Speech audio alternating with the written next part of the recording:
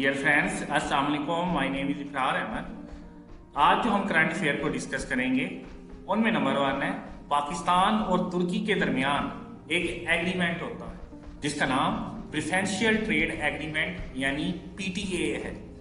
और इस एग्रीमेंट को प्राइम मिनिस्टर मियां मोहम्मद शहबाज शरीफ और तुर्की के ट्रेड मिनिस्टर डॉक्टर महमद मूसा साइन करते हैं। इस एग्रीमेंट की रूह से पाकिस्तान और तुर्की के दरमियान $5 बिलियन की इन्वेस्टमेंट होगी और ये investment agriculture and industrial sector में होगी। नेक्स्ट, पाकिस्तान की गवर्नमेंट ने $15 बिलियन का न्यू टैक्स लगाना है जिसे वो मिनी बजट कह रहे हैं। ये 24 अगस्त को जो IMF का इजलास शेड्यूल है उसकी वजह से लगाया जा रहा है ताकि पाकिस्तान को $1.17 की जो रिलीफ दिया जा रहा है उसमें कुछ हिकमत अमली के जरिए उनसे अच्छी और बेहतरीन डील की जा सके। नेक्स्ट, चाइना ने यूनाइटेड नेशन को इस बात पर जोर दिया है कि वो अभी इस फैसले को डिले करे कि इंडिया और UN security council Abdul Rauf Azhar जो एक सीनियर कमांडर है जैश ए मोहम्मद का, जो कि मिलिटेंट कमांडर है, उसका ये भाई है।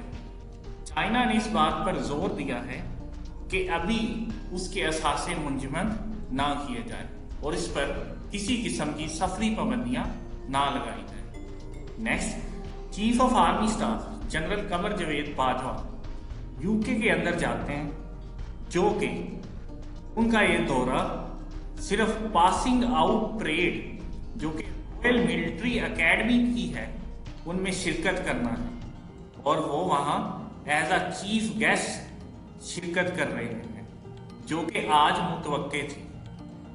नेक्स्ट, 3 पाकिस्तानी क्लिम्बर्स और 9 इंटरनेशनल क्लिम्बर्स उन्होंने गुशबर्म चोटी को जो कि आज 8035 मीटर है बुलंद है, उसे आज सर कर लिया है और इसे दुनिया की 13वीं बुलंद तरीन चोटी कहा जाता है और इसे हिडन पीक के नाम से भी लोग जानते हैं।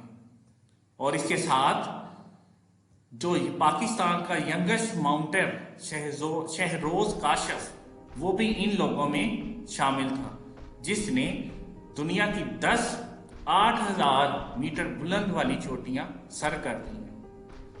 इसके साथ जो next the militant of Tehreek Taliban Pakistan Tehreek Taliban TTP ने स्वात के अंदर अपनी चेक पोस्ट का ऐलान कर दिया है जो कि खैबर पख्तूनख्वा हुकूमत के लिए एक चैलेंज है, जबकि पाकिस्तान के TTP के साथ मुज़ाकरात जारी है।